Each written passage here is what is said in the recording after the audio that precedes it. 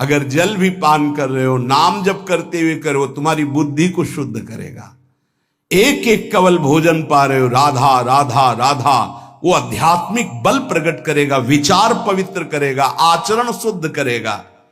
नाम लेकर के बैठिए, नाम लेकर के चलिए, नाम लेकर के सोइए। जब लग श्वास है तब तक नाम जप करो। देखो, हरि नाम जैसा, भगवान नाम जैसा कोई मित्र नहीं है, ऐसा बड़े बड़े संतों ने अनुभव किया है। क्यों नाम जप नहीं हो पा रहा? कामी मति विष्ठल सदा चले चाल विपरीत, सील नहीं सहजो कहे नैनन माही अनीति। गंदे नेत्र, जिधर देखे वो पापाचरण की वृत्ति देखता रहता है। वाणी गंदी, दूसरे की निंदा चुगली पाप करना। मति गंदी, काम बहुत ही गंदा मलिन स्वभाव बन गया है। जिधर देखो, मंदिर जाओ, संत के समीप जाओ, बहुत सावधान। बड़ा बढ़िया सौभाग्य मिला है। बिना भगवान की कृपा के संयोग नहीं बनता। जैसे आप बैठे सुन, उस समय आप वो वस्तु ग्रहण करो जो कहीं नहीं मिल सकती, सत्संग। उस समय भी आपकी दृष्टि मलिन जा रही। कामी मति विष्टल सदा, एक तरफ रबड़ी रख दो, एक तरफ बिष्ठा पड़ा है, तो शूकर बिष्ठा की तरफ दौड़ेगा। हम लोगों की बुद्धि शूकर की तरह हो गई, मलमूत्र के शरीरों के भोगने की तरफ भाग रही। कौन सा इसमें परम सुख है?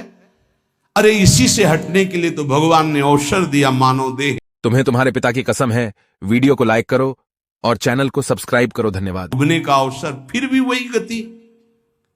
सदा रहे चित भंग ही, हृदय स्थिरता नाही।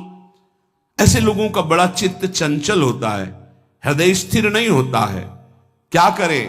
अगर ये भी नाम जप करने लगे तो सब शांत हो जाएगा, काम शांत हो जाएगा, मति पवित्र हो जाएगी।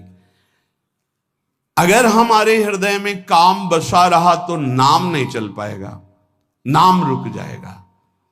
हमें एक एक चीज पावन करनी इसी नाम से। वाणी, नेत्र, श्रवणेन्द्री, संपूर्ण शरीर, अंतःकरण, तब भगवत मिलन होता है। इसी शरीर को भगवान हृदय से लगाते, ध्यान रखना।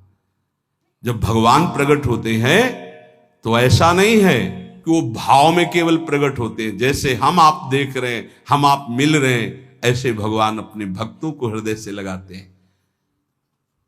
सच्ची मानिए, वो यही हैं, हर समय पास हैं। जिस समय हमारी इंद्रियां पवित्र हो गई, शरीर पवित्र हो गया, हृदय पवित्र हो गया, भगवान करुणा करके प्रकाशित हो जाते, माया का पर्दा हटा देते हैं। पूज्य नारायण स्वामी बड़े सिद्ध महापुरुष हुए। वो कह रहे हैं कि नाम कैसे आपका निरंतर चलेगा। इसके लिए जिस वाणी से नाम जप कर रहे हो, यदि झूठ बोलोगे, अरे आश्चर्य होता है, झूठ बोल करके तुम सोच रहे हो हम संभाल लेंगे। नहीं नहीं, झूठ तुम्हारा नाश कर रहा है, तुम्हें पता नहीं। जिस जिह्वा से नाम जप कर रहे हो, अगर नाम का विशेष फल प्राप्त करना है, जल्दी फल प्राप्त करना है, आपको दुखों से बचना है, पाप भस्म करना है, तो झूठ बोलना बंद कर दीजिए। क्या बिगड़ जाएगा आपका? सच्ची बोलने में क्या बिगड़ जाएगा? सच्ची बोलना शुरू करोगे, हिम्मत नहीं रह जाएगी पाप करने की। ये जो पाप करने की तुम्हारी हिम्मत पड़ रही, झूठ बोलने के कारण पड़ रही। नहीं, असत्य संपातक पुंजा, सबसे बड़ा पाप झूठ बोलना। उससे क्या होता है? हर चीज हम छुपाना चाहते हैं। किससे? उस सर्वज्ञ परमात्मा से, गुरुदेव से। नहीं, झूठ नहीं। नाम इसीलिए नहीं चल पा रहा। थोड़ी दिन नाम चलाएंगे, छूट जाएगा, क्योंकि आप झूठ बोलते हैं, पापाचरण करते हैं। अगर नाम को चलाना है तो नारायण स्वामी जी कह रहे हैं, पहली बात मौन का आश्रय लीजिए, कम बोलिए, अधिकतर चुप रहना सीखिए, तभी नाम चला पाएंगे। जो कार्य कर रहे हैं आप उस पर ध्यान दें, उस कार्य को एकाग्रता पूर्वक करें, वाणी को मौन रखें, उस वाणी से धीरे धीरे नाम उच्चारण करें। कम से कम 24 घंटे में 4 घंटे मौन का तो सबको अभ्यास कर लेना चाहिए। 24 घंटे में 4 घंटे मौन का। तो ऐसे ऐसे बुद्धिमान हो कहेंगे हम 6 घंटे मौन रहते हैं। कब? बोले जब सोते हैं तब। आप 4 घंटे कह रहे हो, हम 6 घंटे मौन रहते हैं। 24 घंटे में हम 6 घंटे मौन रहते हैं। बहुत बुद्धिमान है। बोले आप 4 घंटे कहते हो, हम 6 घंटे मौन रहते हैं। तो कब आप मौन रहते हैं? बोले जब सोते हैं तो 6 घंटे सोते हैं, मौन ही रहते हैं उस समय। मौन जागृत की कह रहा हूं, 4 घंटे का। नारायण स्वामी के बहुत बड़े महापुरुष हुए। तुम 4 घंटे मौन का अभ्यास करो, ऐसा निकालो 2 घंटे, 2 घंटे करके 24 घंटे में 4 घंटे मौन। उस समय हम किसी से बात नहीं करेंगे, नाम जप करेंगे। कार्य करो, कार्य करने के लिए मना नहीं कर रहे हैं। कम बोलो। आजकल लोग अपनी जीवनी शक्ति को बोलने के द्वारा बहुत नष्ट कर रहे हैं। व्यर्थ की बातें करते रहते हैं। 4 आदमी चल रहे हो, आप पीछे चलिएगा, सुनते, बेमतलब की बातें। नाम जप नहीं होगा, वो डिलीट नहीं होंगी, वैसे ही बनी रहेंगी। अगले जन्म के लिए तैयार हो रहा है। इसलिए नाम यदि सिद्ध करना है, नाम का फल लेना है, नाम का आनंद लेना है, तो वृथा भाषण बंद करो, बेकार की बात बंद करो। जितना कम बोलने से काम चल जाए उतना। सामने वाले को बोलने दीजिए, आप बीच में नाम चल रहा है जी, नाम चल रहा है। जब कोई आवश्यक बात हुई, पवित्र शब्द बोल दिया, नहीं चुपचाप सुनो। उसको लग रहा है कि आप संभाषण करो, मान लो रिश्तेदार है, नातेदार है, मित्र। अब आप व्यवहार में हैं, आप सीधे ये तो नहीं कह सकते हमसे बात मत करो, नहीं, हाँ बात कीजिए, लेकिन आप कम बोलिए, उसको बोलने दीजिए, आप नाम जप कीजिए। जरूरत भर बात कीजिए। बात में भगवान की चर्चा हो तो कोई बात नहीं, अगर प्रपंच की चर्चा है तो बचने की कोशिश कीजिए। अपने संबंधियों, अपने दोस्तों, अपने व्यवहारियों से व्यवहार, दोस्ती, संबंध शिथिल कीजिए, तभी नाम में प्रीति होगी। अगर ये कि अब हमारे दोस्त आ गए हैं तो फिर वो दोस्त छूट जाएगा नाम, अब बातें शुरू हो गई प्रपंच की। धन्य है ऐसी बुद्धि जो प्रियजनों से भी संभाषण केवल भगवत वाक्यों का, अन्यथा नहीं। इसीलिए इस मार्ग को वर्ण करना बहुत कठिन है। एक ऐसा तुम्हारा निवास स्थान होना चाहिए अलग, जिसमें अपने रिश्तेदार, नातेदार, व्यवहारियों का प्रवेश ना हो। आपकी शैया अलग होनी चाहिए। अगर नाम जापक नाम सिद्ध करना चाहता है, नाम का फल लेना चाहता है, नाम निरंतर चलाना चाहता है, तो जिस आसन पर आप बैठते हैं उसी में प्रपंची, विषयी, सांसारिक वृत्ति वाले बैठेंगे तो भजन की वृत्ति नहीं बन पाएगी। एक ऐसा, वैसे होते हैं घरों में बैठने वालों का अलग, लेकिन साधन कक्ष अलग होना चाहिए अपना। किसी का यदि प्रवेश ना हो तो आप देखेंगे कि आपके साधन के परमाणु आपको वहां बैठते ही तत्काल विक्षेप रहित करके भजन में लगा देंगे। अगर घर में ऐसा कुछ ना हो तो एक आसन अपना अकेला रखिए, जिस पर आप शयन करें वो आसन केवल आपका ही होना चाहिए। अगर वो सार्वजनिक बैठने के लिए ही है, ऐसी व्यवस्था नहीं, तो आसन समेट कर अपना अलग रख दीजिए और दूसरे आसनों पर बैठा लिए। फिर वो आसन हटाकर जब आप शयन करें तो आपका आसन होना चाहिए। इसका बहुत बड़ा प्रभाव पड़ेगा। कोई भी ऐसा दृश्य या पुस्तक ना पढ़ें जो वासनात्मक हो और प्रभु के नाम से आपको विमुख कर दे। अखबार आदि, समाचार आदि, ये हमारे चिंतन को नष्ट करते हैं। अगर नाम जप करना है, निरंतर नाम स्मृति बैठालनी है, एक घटना कई मिनट तक विक्षेप देती है। ऐसा हुआ, कैसे लोग हैं। अब उसमें तो समाचार ही हो रहे हैं, सैकड़ों बातें हो रही, पेपर है तो सैकड़ों बातें लिखी हैं, क्या क्या, अब वो सब दिमाग में भर गई।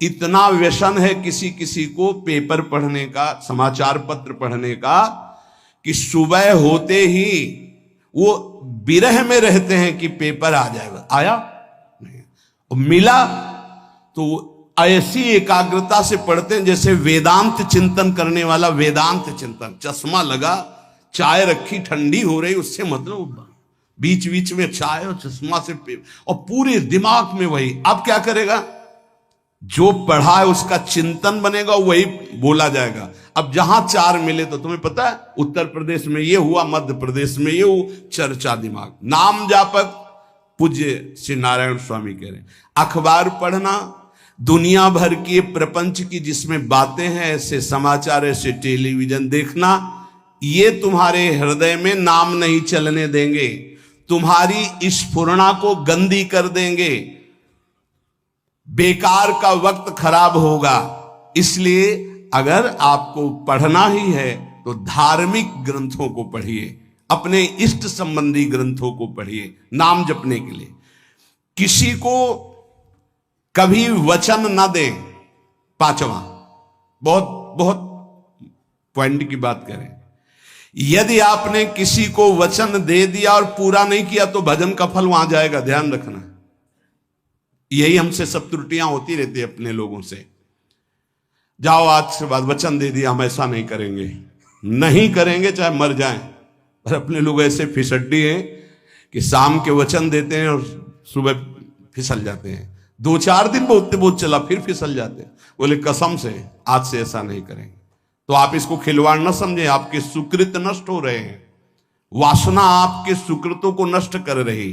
दूसरा, जैसे आपने किसी से कहा कि मैं शाम के 5 बजे आ जाऊंगा, तो 5 बजने में 5 मिनट कम होने पर आपको पहुंच जाना चाहिए, 5 मिनट ओवर होने पर नहीं, उसके पहले ही आपको ऊपर। यह संतों के जीवन में देखा गया है।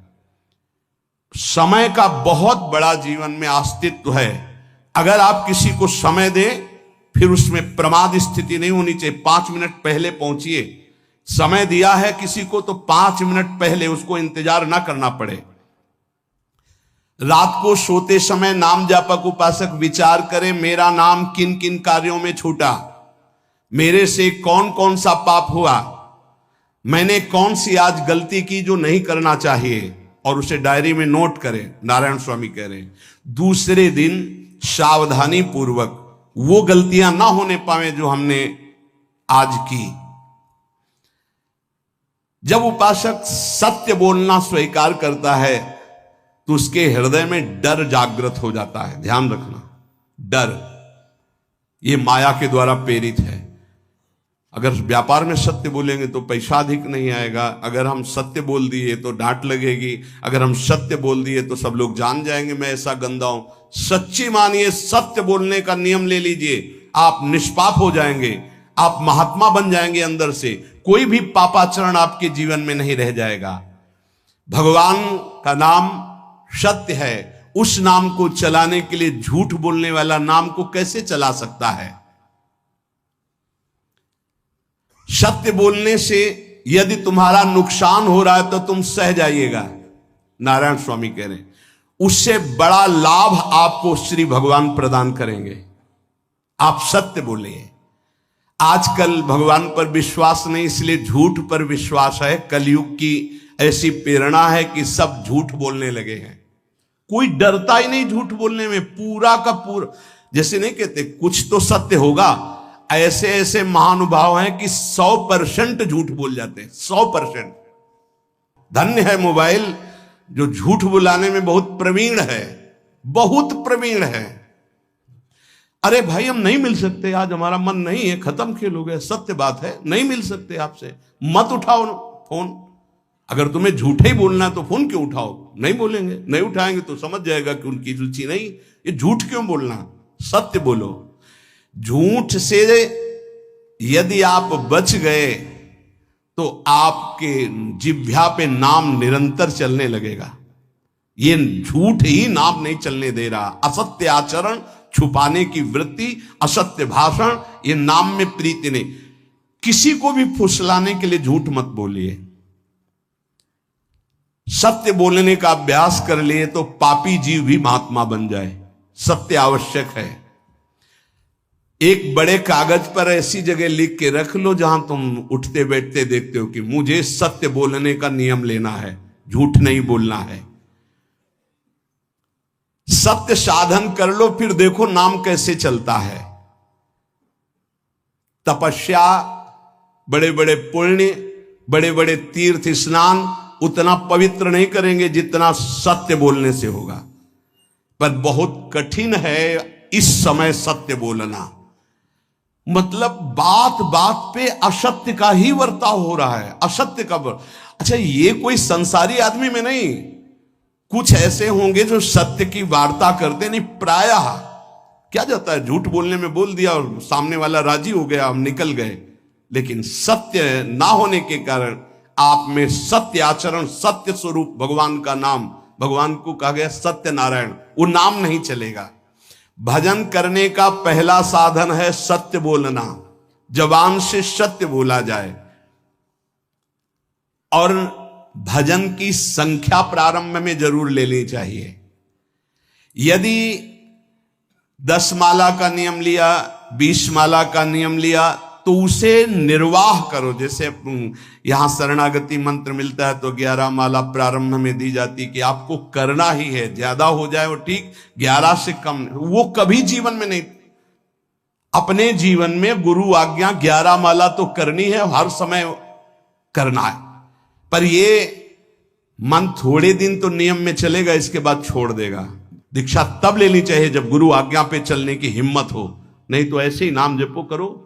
और जब नियम मिल गया 11 माला, तो चाहे प्राण निकल जाए, हमको 11 माला पूरे करने, प्राण निकलने तक गुरु आज्ञा का पालन करना है। यदि आप नाम जप अधिक मात्रा में नहीं करेंगे तो जो आपको नाम मिला है उसका फल आपको अनुभव में नहीं आएगा। क्यों? क्योंकि नाम का हिस्सेदारी होती है, भजन की हिस्सेदारी होती है। जैसे किसी ने प्रणाम किया, वो भजन लिया। गृहस्थी को इसीलिए मना किया कि रास्ते में परिक्रमा मार्ग में हलवा पूड़ी ये सब बट रहा है, हाथ मत फैलाओ। वो दान कर रहा है, सुकृत कर रहा है, और कोई दूसरे ले विरक्त आदि। आप अपने भूख मिटाने के लिए 4 रुपया के चना लेके भले पालो, लेकिन दूसरे के द्वारा दिया हुआ हलवा मत पाओ। यहां धाम आए हो, भगवत कमाई करने आए हो, यहां नाम जप करो, कष्ट सहकर परिक्रमा दो।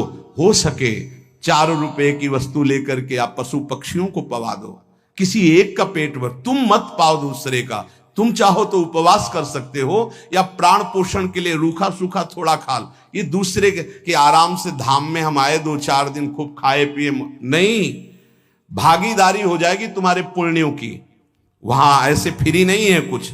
भजन का भागीदार राजा भी होता है, जिसके राज्य में रह रहे हैं। जो अन्न देता है वो भजन का, जो वस्त्र देता है वो भजन। इसीलिए गृहस्थ को कहीं कुछ भी स्वीकार नहीं करना चाहिए, ये बहुत ध्यान रखिए।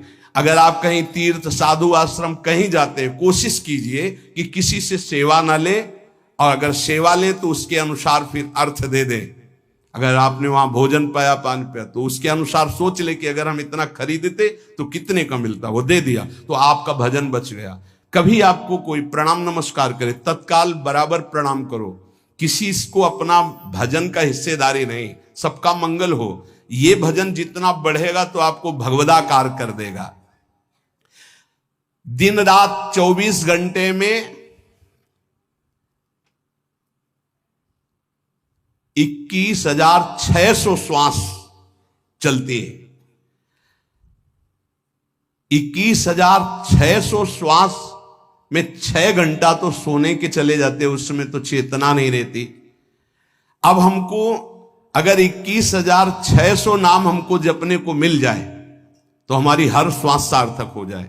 जो हम 5-6 घंटा सोते हैं उसमें जिनका अभ्यास है तो बात अलग है, नहीं तो वो व्यर्थ जाती है। तो हमें एक श्वास में कई नाम जपने का अभ्यास करना चाहिए, जिससे 200 माला फेरने पर ये 21,600 श्वासों की गणना पूरी होती है। अगर हम 200 माला का नियम ले तो इतना हो सकता है। तो हमें लगता है अगर हर समय माला नहीं ले सकते तो श्वास वाली माला बहुत अच्छी रहती है। श्वास में 4 बार खींचो, 4 बार नाम लेते हुए छोड़ो। दूसरा साधन, एक छोटी माला ले ले, जो आजकल तो काउंटर चला है। काउंटर में ज्यादा सुविधा संसार के क्रियाओं में रहने वालों को होती कि किया अपनी जेब में डाल लिया। तीसरा साधन, वो बहुत कठिन है। मन की वृत्ति से नाम जप करना, माला, श्वास और मन की वृत्ति, उसमें श्वास की भी गणना का ध्यान नहीं रहता, उसमें केवल चिंतन होता है, चल रहा है। पर ये आखिरी स्थिति होती, इसी के बाद वो परिपक्व अवस्था होता है। जिह्वा से धीरे धीरे नाम उच्चारण करते हुए ये पहला अभ्यास है। प्रारंभिक को एकदम मानसिक में नहीं पहुंचने की चेष्टा करनी चाहिए, 2-4 नाम के बाद मन प्रपंच में फंसा देगा। दूसरा अभ्यास कंठ में, जैसे हम जिह्वा से राधा वल्लभ सिंह, राधा वल्लभ सिंह, राधा वल्लभ सिंह, इसे वाचिक जप कहते हैं। मंत्र नहीं होगा, ऐसे नाम होगा। फिर उपांश ऐसे, फिर कंठ से चलता है, फिर हृदय से चलने लगता है, फिर नाभि से चलता है। जिसका नाभि से चलने लगता है उसका परावाणी के द्वारा भजन, वो सिद्ध पुरुष कहा जाता है। 4 वाणी, परा, पश्यंती, मध्यमा, वैखरी। वैखरी जो बोल रहे हैं, जो कंठ से, फिर हृदय से पश्यंती, परा नाभि से, मूलाधार केंद्र से लेकर के संपूर्ण ब्रह्मांड में इसमें नाम गूंज रहा है, वो सिद्ध पुरुष का होता है। पहला अभ्यास जिह्वा हिला करके शुरू करें, राधा राधा राधा राधा। फिर कंठ से, कभी हमारे सदगुरुदेव भगवान को देखना, अगर कोई आ गया और बातचीत का हुआ तो यहां से तत्काल चलता दिखाई देता है ना, कंठ ऐसे ऐसे हिलने लगता है कंठ। अगर शांत बैठे तो फिर नहीं दिखाई दे। अगर कोई है आसपास तो इतनी तीव्रता लगन होती कि कहीं छूट ना जाए नाम। कंठ से विशिष्ट अभ्यासी का, फिर हृदय से परिपक्व अभ्यासी का, और नाभि से सिद्ध महापुरुष का, परावाणी से चलता है। अगर 1 वर्ष तक जिह्वा से अभ्यास किया जाए, ये मैंने किया है, नारायण स्वामी कहते हैं, तो दूसरे वर्ष में कंठ से प्रारंभ हो जाता है। 2 वर्ष कंठ से चले तो अगला हृदय से प्रारंभ हो जाता है, और हृदय से 3 वर्ष चले तो फिर नाभि से 7 वर्ष में नाम सिद्ध हो जाएगा। अगर नियम पूर्वक झूठ ना बोले, सत्य आचरण करे, ऐसे नाम जप करे। हम ये कहते हैं कि चलो थोड़ा धीमे ही सही, पर 12 वर्ष में तो आपको सिद्ध हो जाना चाहिए। 12 वर्ष, यहां बोले 30 वर्ष के, 50 वर्ष हो गए साधन करते हो, ज्यों कहते हो कोई परिवर्तन नहीं। इसका मतलब अंदर से नाम नहीं चलाया जा रहा, नाम में रुचि नहीं। 12 वर्ष में तो भगवत साक्षात्कार करके जागृत स्वप्न सुषुप्ति अवस्था पर विजय प्राप्त कर लेता है साधक। ऐसा ही स्वामी जी ने किया। नारायण नारायण नारायण नारायण नारायण, ऐसी सिद्धावस्था हो गई थी। एक टाट की लंगोटी, एक रस्सी कमर में, बस। बड़े ही उच्च कोट और बहुत बड़े अरब खरबपति घर के बालक थे। सारी सिद्धियां उसके पैरों में लौटने लगती हैं, जिसका नाभि से भजन प्रारंभ हो जाता है, परावाणी से। अजपा जाप उसे ही कहते हैं जो नाभि से होता है। अजपा जाप करने वाले उपासक में जो अजपा जाप करने की चाह रखते हैं, पहला भोजन पर ध्यान दे। सात्विक भोजन, पवित्र भोजन। भाई नाम का स्वाद नहीं मिला तो कुछ लोग जो है बहुत प्रसन्न होते हैं जब सांसारिक पदार्थ आता है। बड़ी कृपा श्री ठाकुर जी की रही है कि इस विषय पर जो है बहुत परिपक्व किया है। रोटी नहीं मिली, ये रबड़ी रसगुल्ला की तो बात जाने दो। गंगा का किनारा, गांव में जाना नहीं, जो आकाश वृत्ति से वो आ जाए वही। आप लोगों को तो रोटी तो मिल रही है। पहला नाम सिद्ध करने के लिए भोजन सात्विक और थोड़ा, अगर एक समय पाके निर्वाह कर लो तो अच्छा, नहीं तो 2 समय। 3 समय पाने का तो अधिकार ही नहीं साधक को। भगवान की बड़ी कृपा है, जब भूख थी तब था नहीं, और जब है तो भोजन नहीं पा सकते। वो बड़ा लीला बिहारी है। जब भूख थी तब भोजन नहीं, और जब भोजन है तो नियम कानून इसके लग गए हैं, ये इतना इतना।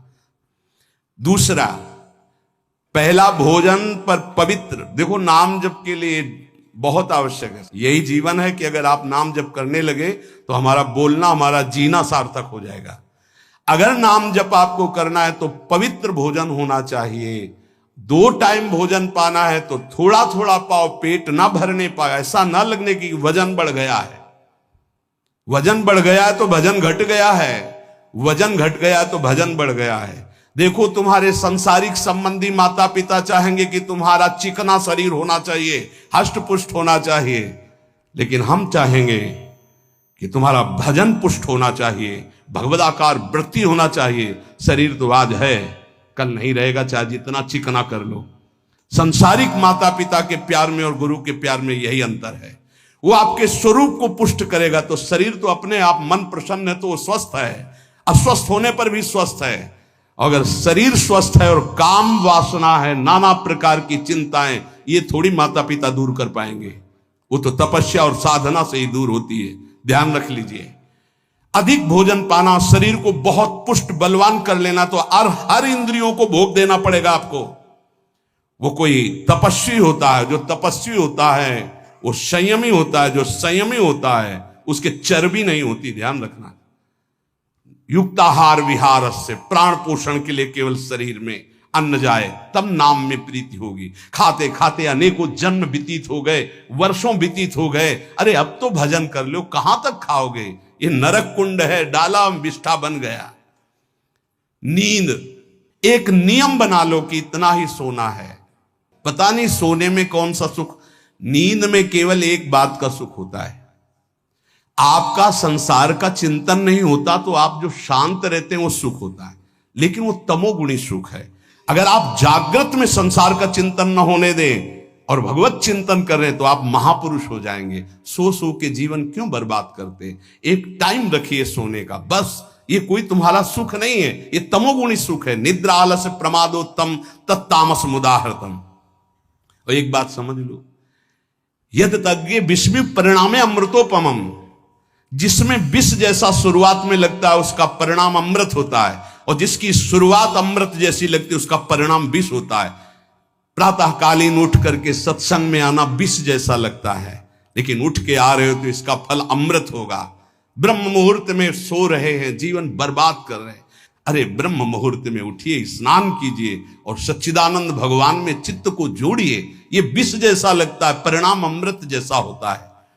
तीसरा, 24 घंटे में 1 घंटे का तो एकांतवास करना सीख ही लो, चाहे गृहस्थ हो चाहे कोई भी हो। 1 घंटे हमसे कोई बात नहीं करेगा, अपने दरवाजा बंद, थोड़ा 1 घंटे कोई ऐसा समय निकालो जिसमें चित्त को केवल श्री कृष्ण से जोड़ो, प्रियाजू से जोड़ सको। चौथा, विरक्त साधक, तकिया, गद्दा, ये सब चीजें अगर लगा के सोओगे तो नाम जप नहीं होगा। देखो,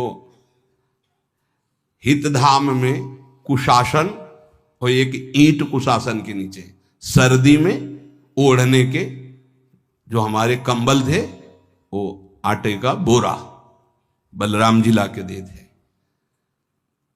जीवन को यदि आप कसौटी पे नहीं कसेंगे तो भजन नहीं होने वाला। अब तो शरीर रोग से ग्रसित है, आप चाहे जहां रखो चाहे जैसे रखो, प्रिया जो जाने। जब तक हमें भगवदाकार वृत्ति ना हो जाए तब तक विषयों को स्वीकार नहीं। ऐसे हैं साधक, बड़ा सुख मिलता है।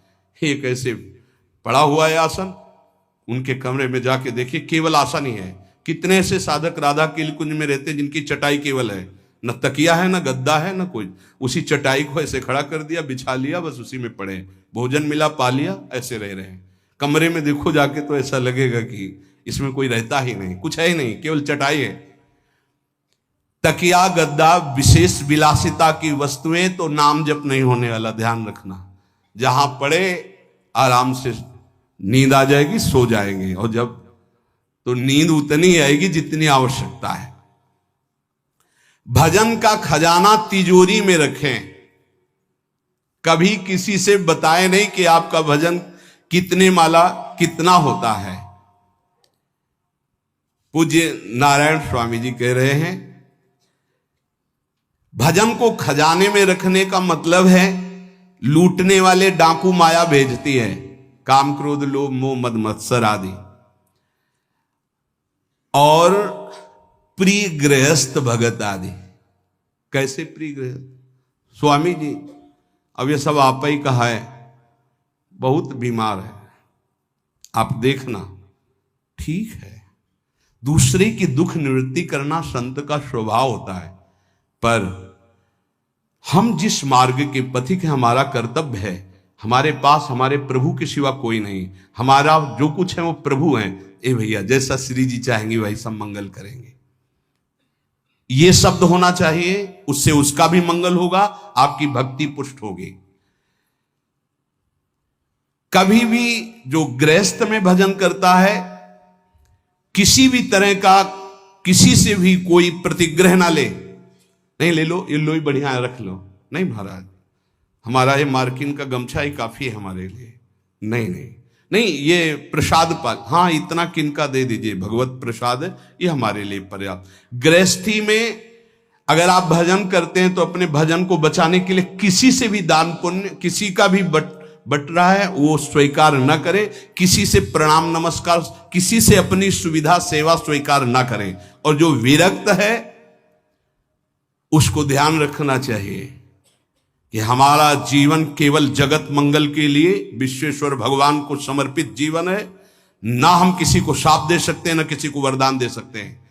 सेवक स्वामी की इच्छा को देखता है, ऐसा ऐसा, हाँ प्रियाजू की जैसी इच्छा होगी वैसा नहीं, आप ऐसा नहीं, प्रियाजू का बस जबान से कभी ना किसी के प्रति शाप का, और ना हरिराम व्यास जी ने कहा है कि शाप और वरदान हमारे स्वामी की, तो हमें हर बार में यही बोलना है, जैसी प्रियाजू की इच्छा, जैसी श्यामाजू की इच्छा। नहीं आप कुछ कह दीजिए तो राधा राधा राधा, नहीं कैसे मंगल होगा, आशीर्वाद दीजिए राधा राधा राधा, बहुत संभाल के। महात्माओं को इस बात में सावधान रखना चाहिए कि ये माया ममता का रूप धारण करके तुम्हारी तिजोरी को खाली कर देगी। खजाना लूटने के लिए माया, बहुत अनुभवी महापुरुष है, सेवक के रूप में आती है, खास सेवक बनकर। आज तक जहां दगा हुआ है तो खास से हुआ है। जब वृक्ष कटने लगे तो आपस में बात की, भाई ऐसा कौन आ गया जो हमें काट सकता है? बोले हमारा कोई मिल गया। तो कुल्हाड़ में जो बेंट है ना, बोले मिल गया कोई हमारा। खास बन करके आती है माया, सेवक सेविका रूप लेके। बहुत अनुभव की बात महापुरुषों की, मान लीजिए विरक्त जनों के लिए खास बात है। सेवक सेविका रूप रख करके माया आएगी।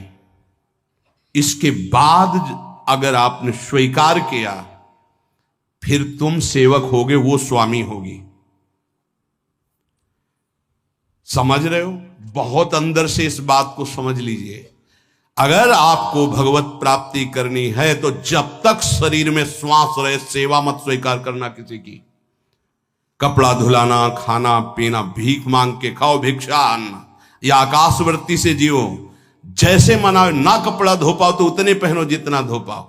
किसी को अपनी सेवा में प्रवेश मत होने दो। अपने शरीर की सेवा, अपने जीवन की सेवा जब तक श्वास है तब तक स्वयं करो, नहीं तो तब लग जोगी जगत गुरु, जब लग रहे निराश, जब आशा मन में भई, जब गुरु और जोगी दास। इसलिए होश में परमार्थ के पथिक को कभी किसी की सेवा नहीं लेनी चाहिए, कभी किसी को सेवक नहीं बनाना चाहिए। भगवत भाव से नेकी कर दरिया में डाल, उपदेश दे दिया, चल अपने मार्ग में।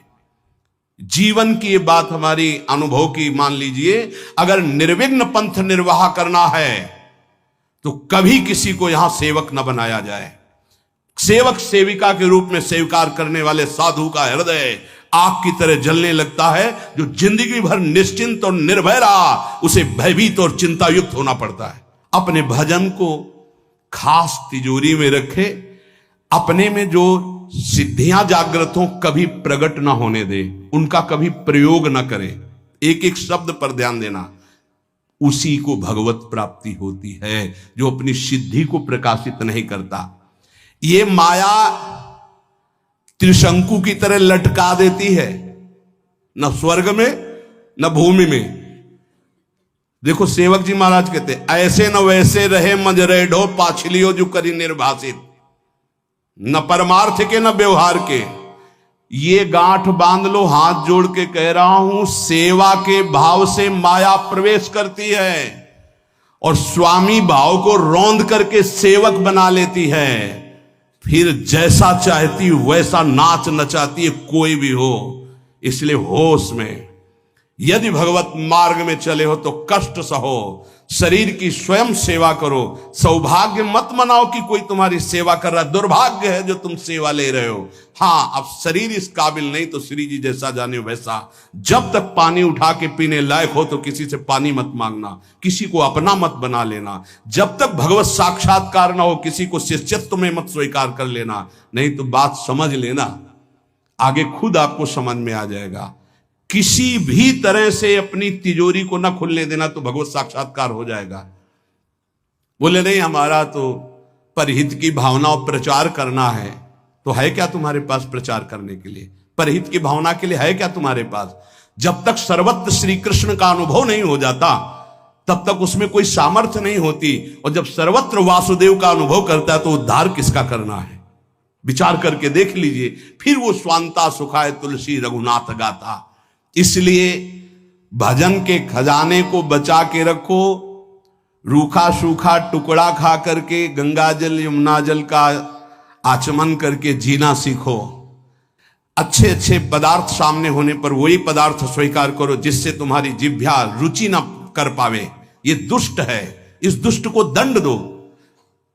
नारायण स्वामी जी ने कहा है, आगे हमने कल चिंतन में पढ़ा था, कह रहे हैं कि हमने इसको कैसे वश में किया। जहां गरम जलेबी बनती थी वहां खड़े हो जाते थे, कहते देखो कितनी बड़ी हाल है, नहीं मिलेगी तुझे, चलो।